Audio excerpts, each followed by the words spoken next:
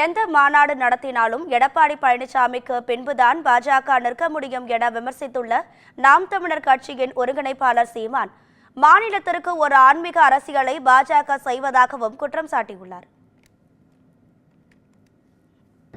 அங்கங்கே எது ஆழ்ந்த மக்களின் நம்பிக்கை பெற்று போற்றுதற்குரிய இறையா இருக்கோ அதை தொடருது. அந்த உணர்ச்சியை எளிதாக பற்றிக்கிறோம். அங்கே ஐயப்பன் எடுத்தாங்க, அதுவும் செல்லலை. அது ஏன்னா கம்யூனிஸ்டும் காங்கிரஸ் ரெண்டு வலுவாக எடுத்து வீழ்த்திட்டாங்க.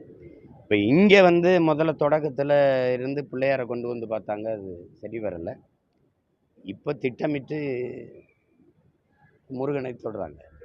மதிப்புமிக்க தலைவர், மிக உயர்ந்த பொறுப்பில் இருக்கிற தலைவர் ஐயா அமித்ஷா அவர்கள், உள்துறை அமைச்சராக இருக்கக்கூடிய ஒருவர் இந்து மக்களின் ஒற்றுமைன்னு பேசுகிறாங்க.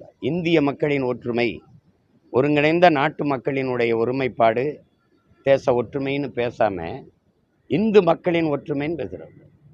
அப்போ மக்களை மதங்களால் கூறுபட்டு பிரிவினையை தூண்டுகிற ஆள் யார்? ஒரு நாட்டின் பொறுப்புமிக்க தலைமை இப்படி பேசுனா எப்படி இருக்கும்? அதெல்லாம் சும்மா நான் திரும்ப திரும்ப சொல்கிறேன். நீங்கள் என்ன தான் மாநாடு போட்டாலும் எங்கள் இறை பழனிசாமியை கும்பிட்டுட்டு இங்கே ஐயா பழனிசாமிக்கு பின்னாடி தான் நிற்கணும்.